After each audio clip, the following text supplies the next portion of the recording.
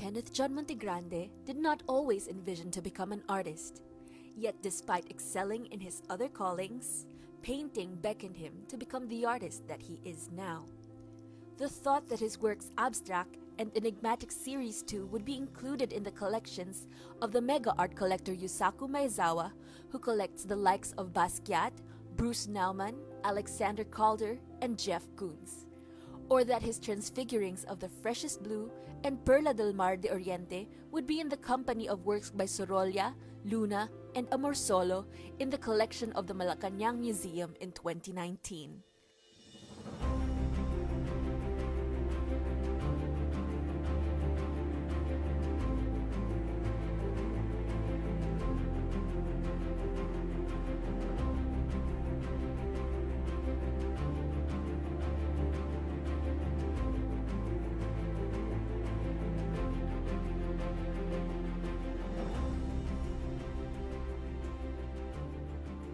He certainly has gone a long way from his early exhibitions, which were done with the help of friends and staged in informal venues.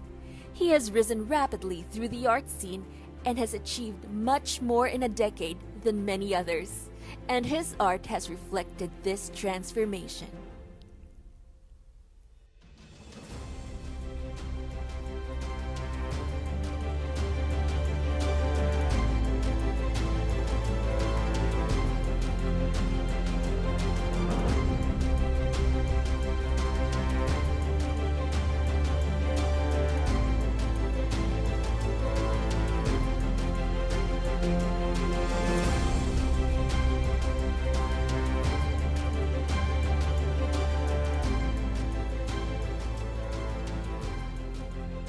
In 2021, he would have a two-man exhibition with a multi-awarded artist, Juvenal Sanso, and plans are also in the works for another two-man exhibition with a national artist in 2022.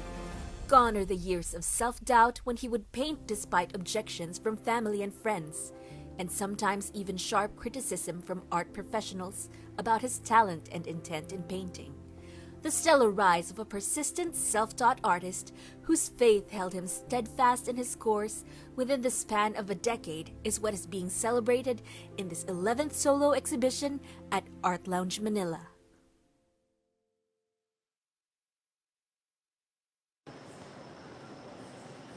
A pleasant good afternoon to each and everyone. Welcome to the closing reception and Thanksgiving of A Decade of Kenneth Montegrande on his 11th solo exhibition. Art Lounge Manila is truly honored and privileged to host this milestone exhibition of 16 artworks representing his career as a visual artist. To tell us more about the exhibition, allow me to introduce to you one of the most respected curators in the country today and the director of Fundación Sanso. Please welcome Mr. Ricky Francisco. Ricky? Thank you so much, Mrs. Zane. And thank you everyone for joining us this afternoon at the closing reception of Kenneth Montegrande's A Decade of Kenneth Montegrande. So it is my pleasure to introduce the artist at this moment. Our artist has the distinction of being the first Filipino and the first Southeast Asian to be included in the prestigious collection of Mr. Yusaku Maezawa, a mega collector whose artworks in his collection include Basquiat, Calder, and big names in contemporary art. Mr. Kenneth Montegrande is also the youngest artist to be included in the Malacañang Palace Museum collection. Fairly recently, I've had the great privilege of working with Mr. Montegrande in our show at Fundación Sanso, where he had an interaction with Mr. Juvenal Sanso, Presidential Medal of Merit awardee. This afternoon, we will be joined by 4 guest speakers who will share their thoughts about Kenneth Montegrande. And I'm here to introduce the first one. Our first guest is Director Ryan Faustino.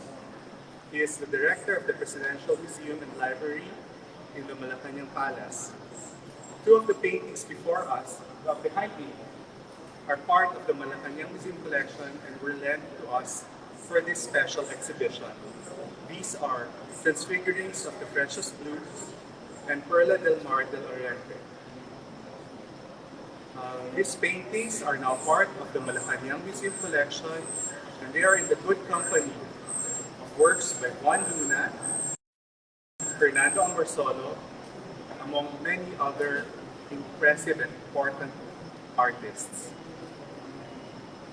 While Director Faustino is currently recovering from an operation, he has asked me to read his message, and it is thus.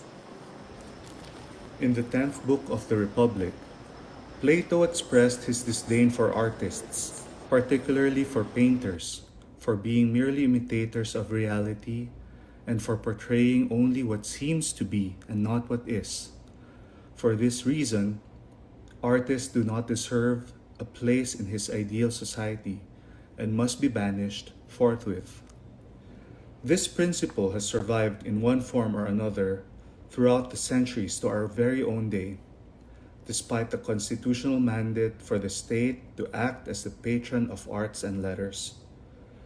Nowhere is this more evident than when the word starving is mentioned. It is almost inevitably followed by the word artist. A couple of years ago, Dr. David Jonathan Bayot approached me with a proposal for an exhibition of some of the selected works of Mr. Kenneth Montegrande. My initial reaction was to deny the request, as our museum was more concerned with historical artifacts than artistic creations. What possible connection could there be between the Philippine presidency, an undeniably conservative institution, and modern art? And will this not evoke memories of another administration which allegedly spent funds that could have been put to better use in alleviating the plight of the country's poor, to purchase ridiculously expensive works of art? Seeing, however, the caliber of the talent of Mr. Montegrande, my apprehensions evaporated. Not only is he adept in figurative painting, but I was also impressed with his abstract output, even if I, to my shame, know next to nothing about appreciating the latter. And so the humble exhibit opened at the Presidential Museum and Library, an occasion made more special by the presence of the Executive Secretary Salvador Medialdea himself, a lover of fine art. I believe that I speak truthfully when I say that the Executive Secretary was delighted with the paintings exhibited on that day, and this led him to encourage me to give the same treatment to other artists who would like to exhibit at our museum. Now, what can be said in praise of Mr. Montegrande's art and contemporary art in general?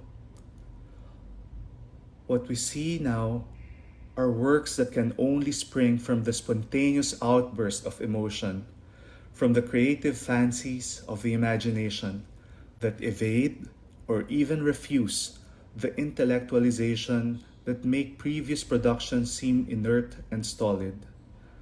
Every brushstroke, every speck of paint evokes the joy that can only come from the free participation in, and not merely the devious imitation of the handiwork of the creator. His works may feed the mind in some way, but they certainly stir the emotions, especially in these times when people have forgotten to feel, when value is itself devalued, and when everything is measured only according to material benefit. Shall we then agree with Plato that artists like Mr. Montegrande deserve to be banished from our society? I say no, and 1,000 times more, no. What we need instead are more people like him who can spur us to use our imagination to go beyond what is given, what is evident, to that which our mind can barely grasp. This could very well prove to be the seed of genuine change that we all aspire for. Thank you, Director Faustino. And I'm here to welcome our next speaker. Our next speaker is Dr. David Jonathan Y. Bayot. He is the Executive Director of the De La Salle University Publishing House. He is a co-author or editor of more than 20 books, including Marjorie Perloff's Poetics in a New Key, which is the first Philippine published book to be released as an international edition by the University of Chicago Press. Dr. Bayot has collaborated with Kenneth Montegrande on several projects, and he is also an avid collector of his works. Let's all welcome Dr. Bayot. Director Ryan Edgar Faustino, head of the Presidential Museum and Library of the Malacañang Palace, Ms. Susain Piwasas of Art Lounge Manila, Mr. Ricky Francisco, curator of the current exhibition celebrating a decade of Kenneth John Montegrande, Mr. Kenneth John Montegrande, the man of the hour and the artist we are celebrating today, friends of the artists in the gallery as well as the aficionados of the art of Montegrande. It's very much my pleasure to join all of you today on this significant exhibition hosted by Art Lounge Manila, an event organized to celebrate a milestone in the life and career of painter Kenneth Montegrande, his 10th year in the world of art making. While 10 years is no doubt, at least for me, quite a long time for someone like Montegrande to finally get his face posted and pasted on a large billboard along EDSA, through the tremendous effort of art class and heavy makeup, 10 years is a relatively brief period for an artist to reach the height of accomplishment that Montegrande has attained. Today, at 10, Montegrande is already distinctly one of the few young Filipino painters with an international reputation, being the first Filipino and also the first Southeast Asian artist whose works are housed in the prestigious collection of Yusaku Meizawa, a Japanese tycoon and mega art collector who founded and currently directs the Contemporary Arts Foundation based in Tokyo, Japan. In the national scene, Montegrande is in fact the youngest artist whose work forms part of the Malacañang Palace collection. On the 15th of July 2019, two of his large-scale masterworks, Transfigurings of Precious Blue and Perla del Mar de Oriente, were welcomed into the palace with a formal turnover ceremony held at the old main office, Kalayaan Hall, Malacañang Palace. The rite was officiated by Director Edgar Ryan S. Faustino, head of the Presidential Museum and Library, and witnessed by Executive Secretary Salvador Medialdea, who stood on behalf of the President of the Republic of the Philippines. On that occasion, the name Montegrande became a world of national distinction and began to share a significant place in the imagination of the Filipino people. The beauties of Montegrande's work are various and dramatic, and his artwork has the power to exert an extraordinary fascination over its viewers. Since 2019, I had the opportunity to put into words the afterlife of my visual encounters with the art of Montegrande and to present my personal sketches of these encounters in various venues. And my recent essay on Montegrande in the July issue of Art Class magazine represents my latest endeavor to provide a composite picture of the painter's life, work, as well as his impressive artistic feats. As a friend of Montegrande, an avid collector of his paintings, as well as an occasional chronicler of his art, I believe I've said enough of Montegrande's past and have dwelt amply on his present. For a change, I'd like to talk about the future of Montegrande, specifically in terms of his artistic value. I want to do so in the context of my interest and readings, the events in the world of art collection and investment. About a favorite artist of mine, a story I find very interesting. In 1965, Manhattan taxi tycoon Robert Scull bought a Jasper Johns work titled Double White Map for $10,500 US or 525,000 Philippine peso based on the current exchange rate. Just 8 years later, in 1973, That painting was sold for almost 23 times its original cost at US dollars 240,000 or 12 million Philippine peso. This Jasper Johns event is indelibly a watershed moment in the history of art acquisition and trade in the global scenario. But I believe that this history is on its way to repeating itself in an important way not too long from now, this time in the world inhabited by the young painters among the contemporary Filipino artists. And when that day comes, someone who holds a position of individual achievement and whose art commands respect and excitement nationally and internationally is bound to be a key character and player in this notable narrative. And somehow, I have a strong feeling that the defining personality in that elite group of special someone is going to be Kenneth John Montegrande. After all, the artist's life story has been marked time and again by significant watersheds. Thank you very much, and my sincerest congratulations to Kenneth Montegrande and all the great people who have made this milestone event a reality. Thank you, Dr. Bayot, for joining us from the safety of your home. Also joining us from the safety of his home is the CEO of Linville Land Development Corporation. He's a friend of Kenneth Montegrande as well as one of his most avid collectors. Let us all welcome Mr. Kerwin Padua. Sir Kerwin, good afternoon. Good afternoon, everyone. My name is Kerwin Padua, an enthusiast and humble collector of Mr. Kenneth Montegrande's work. Congratulations, Kenneth, on your 11th exhibit, which marks your 10 years in the industry.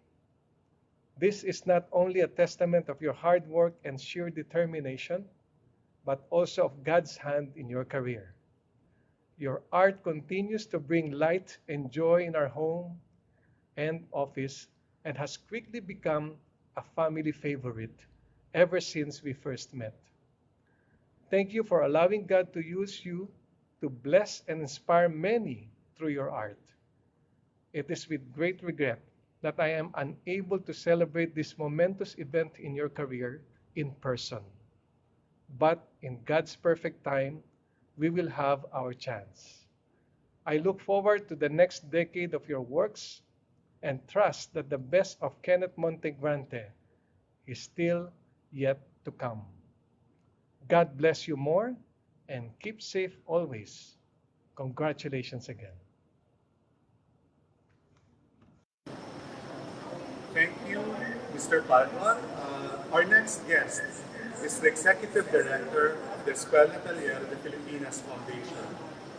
Mr. Kenneth Montegrande has generously chosen the Escuela Taller to be the beneficiary of his 10-year retrospective exhibition, as he believes in what they do for the youth and for the preservation of our heritage. He also chose them because the Escuela Taller is in Intramuros, where Mr. Montegrande's journey in art began.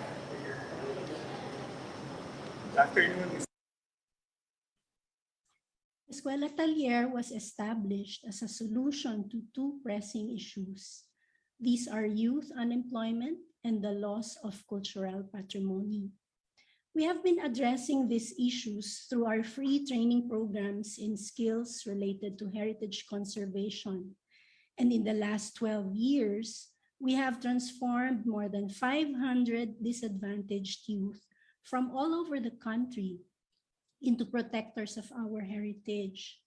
We have also completed over 20 architectural heritage conservation projects, including old churches, cemeteries, old houses, watchtowers, fortifications, and other structures and objects of cultural value.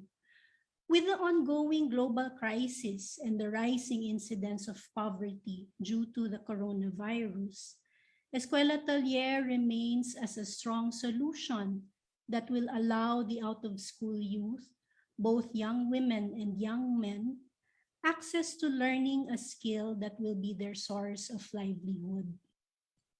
For this reason, I would like to express our gratitude and appreciation to Mr. Kenneth Montegrande for giving support to the Escuela Taller projects and programs through his art.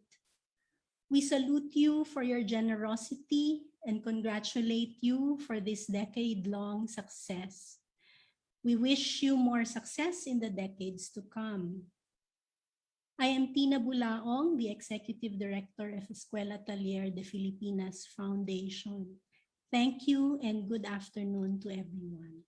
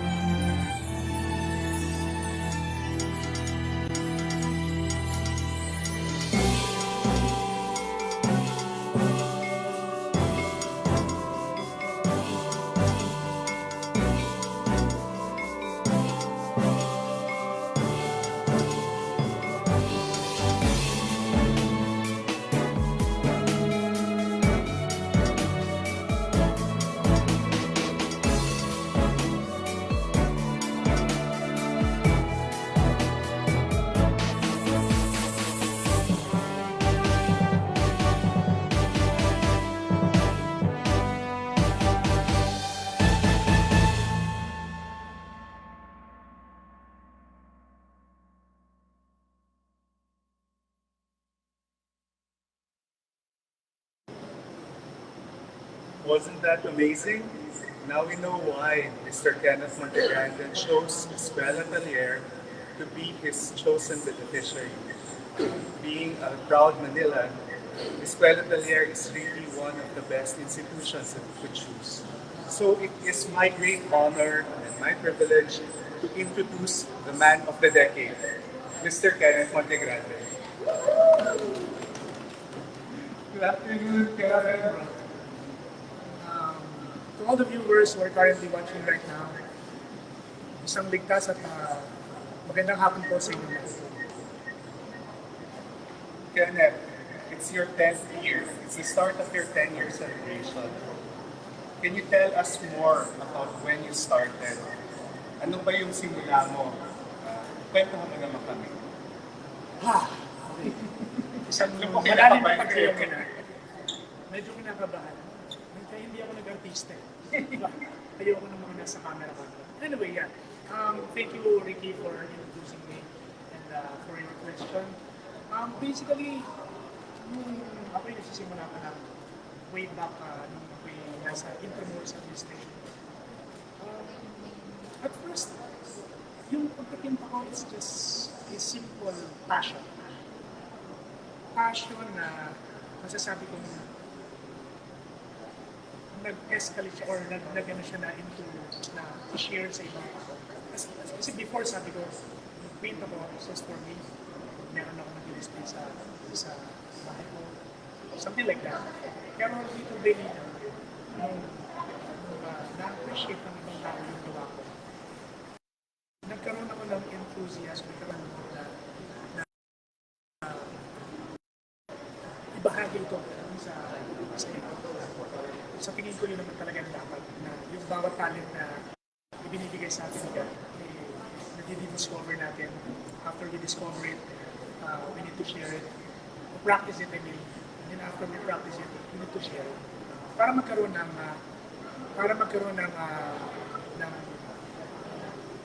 at least halaga yung ginagawa natin. Naalala mo pa ba yung first show mo? Yes, of course. Very memorable yun. Yung first show ko is way back November 29, 2013. That was my first solo show and hindi pa to sa gallery. Ito dun pa sa... Actually, yung first solo show ko, second, hanggang dun sa fifth solo show ko, lahat ito ginawa ko dun sa... It's either sa restaurant or dun sa hotel, lobby ng hotel. So, with the help of my friends, nakilala ko sa industry during nung ako'y full-time journalist pa at nag-shift ako into PR later on.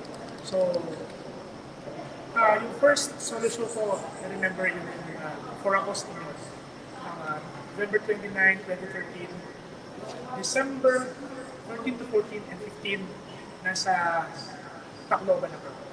Doon yung beneficiary namin, yung victims of the violence. So parang ang pattern mo pala for your shows, laging may beneficiary. In other words, bakit? Yeah, kasi naniniwala kasi ako na yung talent na binigay sa akin ni God. Diba nga before sabi ko, I'm a self-taught artist. Hindi talaga ako totally nag-aaral eh. Tapos doon sa pagpipinta. Talagang one-on-one with my canvas, mga brush ko, and then at the same time, pintura, di ba? So, God-given talent. So, yung talent na binigay sa atin, yung blessing na binigay sa atin, naniniwala ko na kailangan in return, i-share din natin doon sa kapwa natin, specifically doon sa mga nangangailangan. So, kaya ako ay believe na kapag nag-share ka naman, sigat naman is always naman yan, magbabalik at magbabalik sa iyo. So, blessing will run after you. The goodness of God will run after you. Something like that. Ano naman masasabi mo din sa mga katulad mo rin na hindi nag-aral pero andun yung plano? Well, just like yung nag-message sa akin, matawag sa IG, Messenger, enjoy what you're doing. Then at the same time, dapat natututo tayo dun sa ginagawa. Tuloy-tuloy lang. Habang ginagawa natin yung mga bagay na tuloy-tuloy lang tayo. And then, later on kasi, kapag mahal natin, nasa puso natin yung ginagawa natin, nasa isip natin, and then let's think of, wag mo na yung of course, yung money matter, nandiyan naman talaga yan. But at first, kailangan ma-enjoy natin. I-enjoy natin yung ginagawa natin. And let's always think na dapat masaya ka. Later on, kapag masaya ka, enjoy ka sa ginagawa mo, and natututo ka later on, everything will follow. Diba? Break. Pag nagkaroon ka ng break, just make sure na yung break na yun is capitalize it and iingatan mo yung pangalan mo, iingatan mo yung ginagawa mo. Doon sa mga bago, the more na nagkakaroon tayo ng accomplishments, the more na dapat nag-responsible tayo doon sa ginagawa natin, sa mga actions natin, and doon sa paglabas ng mga ginagawa natin. Kasi doon tayo ginajudge actually ng ating mga collectors, audience, and people who believe, who love us, basically, no? And doon sa mga taong tinitingnan pa So doon tayo i-judge nila. Continuous ganun ang character natin. And always remember this. Sabi ko nga kanina, yung accomplishments natin basically are not a visa or passport para maging mataas tayo. Dapat always put your feet on the ground. Dapat yan laging nakalapag, nakatapak tayo dun sa lupa. So, yun lang naman, enjoy natin. And most of all, that's the most important thing. Kung wala tayong knowledge, hindi tayo nag-aral self-taught. Time, basa, Google, nandiyan naman, basa tayo. So, inspirate of positive things na dapat natin yung makakapag-inspire. Speaking of inspiration, sino inspiration mo ngayon? Oh, well, yeah. Of course, marami, no? When it comes to inspirations. But of course, first of all, my inspirations are your daughter, Cassandra Isabel, Sasha, and then si Claire Denise Montegrande. So, sila yung inspirations ko. Of course, my family, people who, mga naniniwala sa akin, patuloy na naniniwala at nagtitiwala, katulad ninyo. And yung mga taong natutulungan natin sa pamamagitan ng ating artworks, yun yung mga inspirations ko na talagang gamit kong maging maging parte ng bawat piyesa ko, parte ng bawat paintings ko. 10 years, hindi yung biro Maraming pwedeng mangyari doon. So I'm sure may mga tao na nag-push din sa pagpatuloy nito. Bakit gusto ko silang pasalamatan ngayon? Yes, of course. Yeah. Before that, maraming nag-push, marami rin nag-pin down sa'yo, marami rin, but of course, that's normal. It's normal. In every situation natin. Pero of course, I want to thank them also. Kasi they're one of my inspirations doon sa kung bakit tayo nakarating ngayon sa 10 years. Kasi before, ako mismo, hindi ko na-expect na makaabot ko yung 10 years na to. That's why I thank God first for everything that He did. He always there for me. He always there to guide me, to give me strength, wisdom, knowledge, and of course the talent. Yung talent na so that's why in every prayers talagang laging nandun yung pagpapasalamat kay God. And doon sa mga taong naniniwala sa akin, so, my family, my loved ones, my friends, my kids, specifically doon sa mga gallery staff, sa'yo, gallery team. So, thank you for all the support and trust. Nabanggit ko lang, I didn't know Ricky before, pero Facebook lang kami nagka-communicate. And then he offered me a project, and then I grabbed it. So, luckily, and because of the help of each one of you na naniniwala, naging successful. So, of course, another brother from another parent. So, si Professor David Bayo, he's one of the kaibigan, kapatid na tumulong naniwala sa kakayanan ko bilang isang artist, bilang isang Kenneth Montegrande. Of course, the Director Ryan Faustino ng Malacañang Palace Museum. So, maraming salamat po. The rest, hindi ko na makaisip kung hindi ko na po kayo may isa-isa, pero alam po ninyo kung sino po kayo. May mga special someone na kailangan akong pasalamatan, pero hindi ko na po babanggitin ang mga pangalan ninyo, pero kayo po ako po taos-puso nagpapasalamat sa inyo sapagkat kayo po ay naging bahagi ng 10 taon ko. Kahit ano ba nung mangyari, bahagi na po kayo ng istorya at kasaysayan ng isang Kenneth Montegrande. And I wish and I hope and I pray na kayo po sana ay patuloy na maging bahagi ng kasaysayan ng isang Kenneth Montegrande, maging bahagi ng bawat pyesa na inilalabas at pinipinta ng isang Kenneth Montegrande. Yes, sir. first 10 years pa na to at marami pang years na susunod. Pero para mag-guide naman yung ating mga viewers who are safely in their homes, dahil nandito kami sa gallery, we'd like to show you the exhibition of Kenneth Montegrande, and he will guide us through the exhibit. Yeah. Tara. Okay.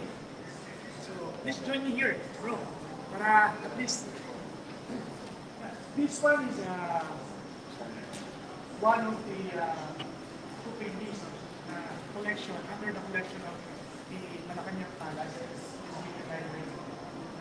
The one who gave the time of this painting is ang kaibigan ko, is Professor David Lyons. So, that's the figuring of question. So, this painting is one of the most important thing or part of my career. Because ako mismo, I didn't expect, realize, or expect, safe to say na magiging part ako ng permanent collection of the Malacañang Palace. So, that's why yung pagpapasalamat ko sa buong team ni Dr. Ryan Costillo is gano'n na lang talaga.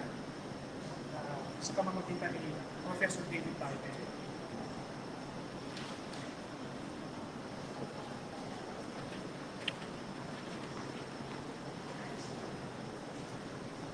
Okay. Bro, can you please join me here? Okay. This painting, the title of this one is A Quiet Time with God. As you can see, most of my works, the inspirations are coming from sariling experience. So, pero I want to depict the hope, faith, doon sa artworks. So, it's like this one. I always believe kasi na sa lahat ng ginagawa natin, sa lahat ng mga either accomplishments, trials, problems, happiness, times natin, dapat lagi tayong may time with God. Yan lang yung lagi nyo. So, paano natin gagawin yun? So, yun yung quiet time basically. Kapag wala tayong ginagawa, kapag yung oras na, sabihin natin, alam mo yun, perfect time to talk to Him. Wala lang, something like sabihin natin everything to Him, share mo sa kanya yung ginagawa natin everyday. Meron ka bang frustrations, depression, whatever, happiness, accomplishments. Although He knows everything about us, pero mas gusto ko sinigyan yun. Kinakausap natin siya, nakikipag-communicate tayo sa kanya. Kasi the more na nakikipag-communicate tayo with God, the more na pinibless tayo, the more na nag-again tayo. So, as you can see dito sa artwork, so very peaceful. Kita ninyo yung darkness, but of course, meron tayong shades of light. So, yung shades of light kasi, yun yung nagpapakita ng for me and the faith. So, if meron tayo nun, definitely God will always guide us. Actually, bro, kaya ko favorite din, isa sa mga favorite pieces ko to. Kasi yung light dito, merong reflection din sa baba. Tapos nakikita natin yung parang rugged na terrain sa paligid na parang nag-enclose. So parang nakikita mo yung struggle between yung landscape na medyo harsh at saka yung parang light that is shiny and being reflected here. That's the important thing to say. Yung sinasabi ko nga kanina, I want to my viewers to understand kung bakit ganito. So it's like a personal or everyone experience basically yung struggle na sinasabi natin. The good thing is, tayo as being a human being, struggle problem is inevitable or inevitable. Pero it depends on us. Paano natin siya titignan? Paano natin siya i-assess? Paano natin siya i-appreciate? Pero in our own understanding, hindi natin kakayanin yun na problema, for example, it's a problem, matutuwa ka ba? May problema ka? So, unless if it's good problem, pero if it's yung talagang problema, ang hirap sabihin na nakatutuwa may problema. Pero if we will seek the guidance of God, definitely He will give us wisdom to understand things na gusto niya mangyari. Why did He allow us to undergo with that kind of situations? So, yung even 1% konting light na nakita natin, it's a sign of hope. So once na meron tayo, definitely, we're in a good track. I think that's one of your reasons kung ba't kami 10 years ngayon at marami pang years na para sa Sige. Tara.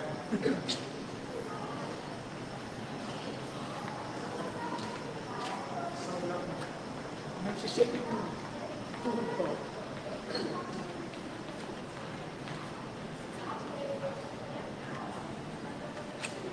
Of course, there's another artwork of mine. The title is Life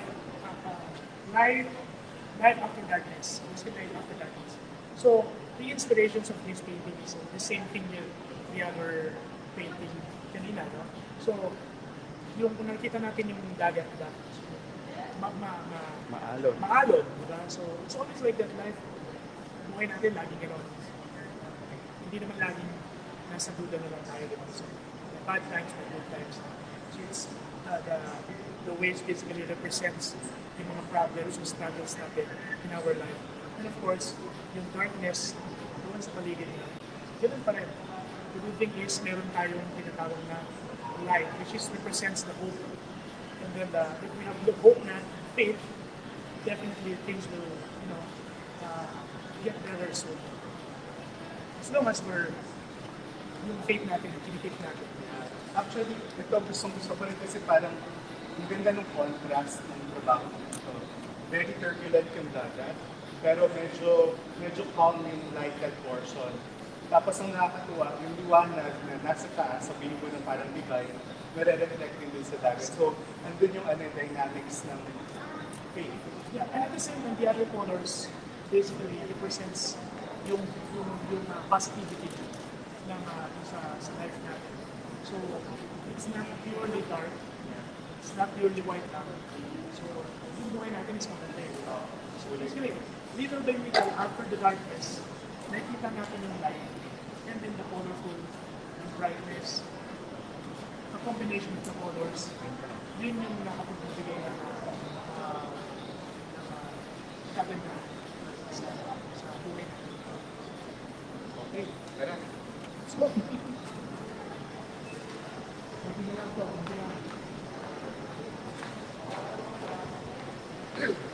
Good morning, sunshine. Bro, good morning, sunshine. Yeah. This one naman, kung kanina nakita ninyo the Cloudscape series and the Seascape series. So this one, I started actually being an artist, being a painter. I started as being an abstract painting. For those who are currently watching hindi nila alam. Nag-start talaga ako as being abstract artist. So I always want before to express yung feelings, yung kung ano yung nararamdaman ko. Gusto ko lang, I can paint figure, but I really enjoy yung abstract kasi nandito yung ma-express mo talaga lahat eh. So, everything. Freedom, nandito yung freedom. But of course, dito by little medyo nag-shift ako or nag-develop into yes, process of 6 days ako. Anyway, this painting naman, nakita na natin. The title is Good Morning Sunshine. Still ganun pa rin. Hope along the way, gusto ko magdamag na magtulog tayo, binibigyan tayo ng strength, to face susunod na araw. So it's like Good Morning Sunshine. We use the colorful colors here, like yellow, happiness, the blue, hope, and then the white, purity, diba? And then the rest of the colors are representing basically red, love. So para siyang, it's just like, to simplify it. Sinasabi natin dito sa painting ito na, Good Morning Sunshine, let's face the day, masaya, full of energy, full of positivity, full of hope, faith. So, along the way, if ganun ang mood na, definitely, everything will go smooth. Agree ako dyan. Saka gusto ko rin point out yung sinabi ni Director Faustino kanina na kaya niya nagustuhan yung abstract expressionist works. Kasi sabi niya, hindi siya kailangan na i-over-intellectualize. Kasi sa pagtingin pa lang nun, kahit sino, kahit hindi pihasa sa art, nararamdaman yung pag-asa, nararamdaman yung saya.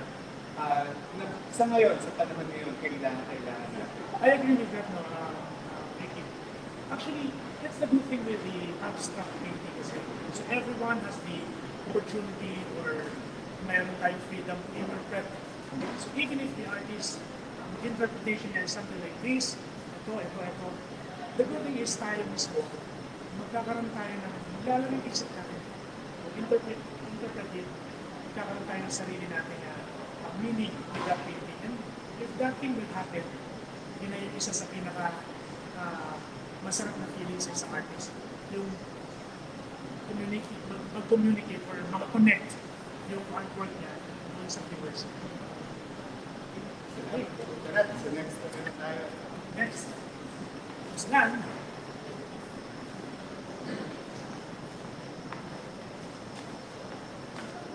Okay. Here.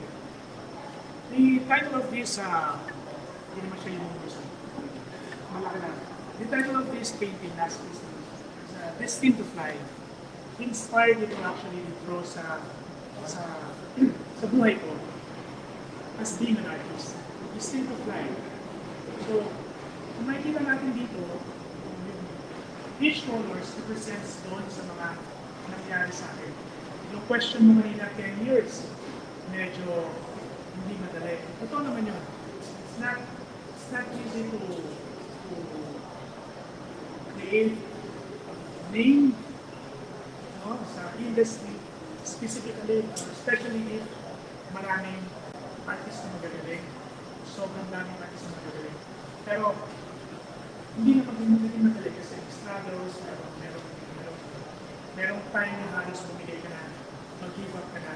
Pero, always, sabi ko nga na-enjoy mo lang, continuous learning, and at the same time, every accomplishments, kahit gaano maliit, gaano malaki yan, kailangan niya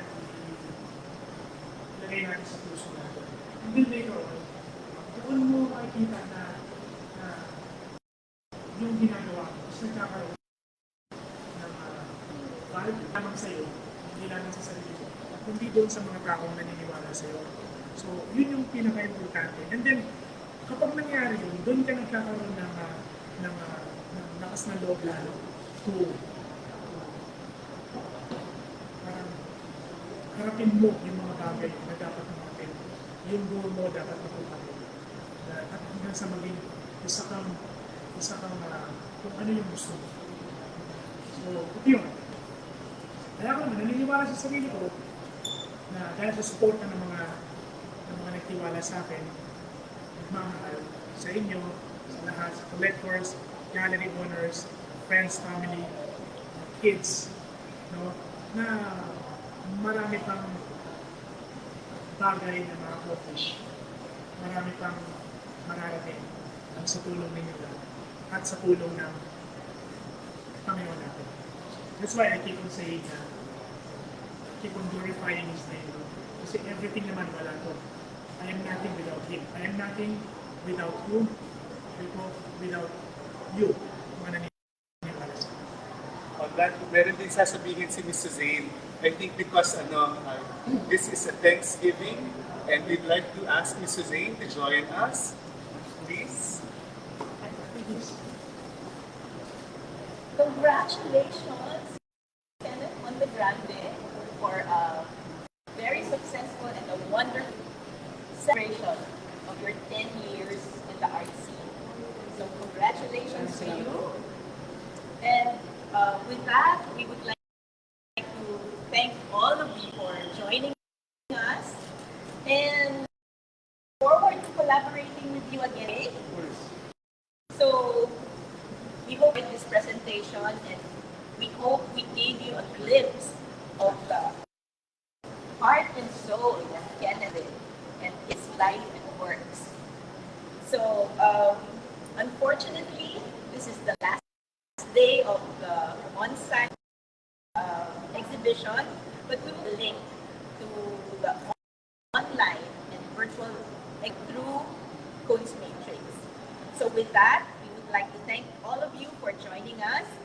hope you have a fruitful and restful time ahead as we go into ECQ tomorrow. Please take care and stay safe, and we hope to see you again in our future exhibitions at Art Lounge Manila. Ako po si Suzanne Piausas. Si Francisco. And of course, Ako naman po si Kenneth Montegrande. maraming salamat po sa inyong lahat. God bless us all. Thank you and goodbye. Stay safe. Stay safe. Bless us.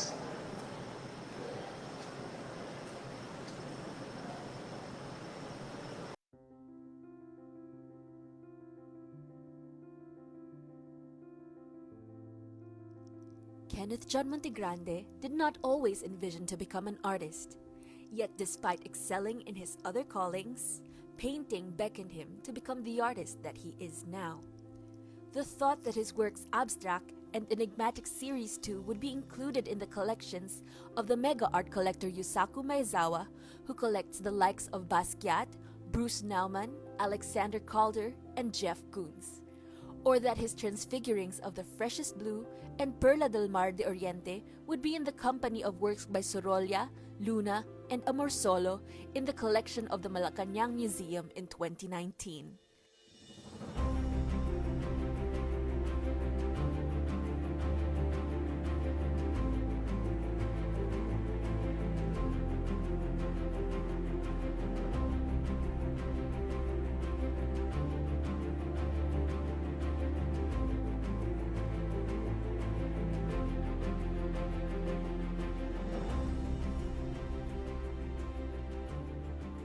He certainly has gone a long way from his early exhibitions, which were done with the help of friends and staged in informal venues.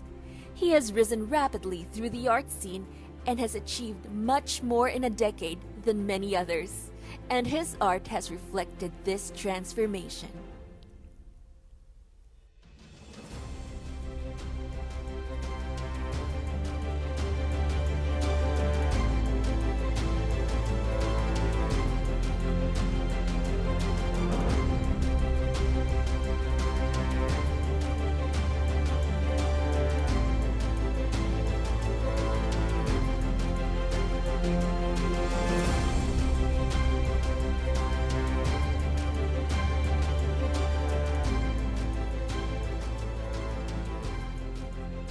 In 2021, he would have a two-man exhibition with a multi-awarded artist, Juvenal Sanso, and plans are also in the works for another two-man exhibition with a national artist in 2022.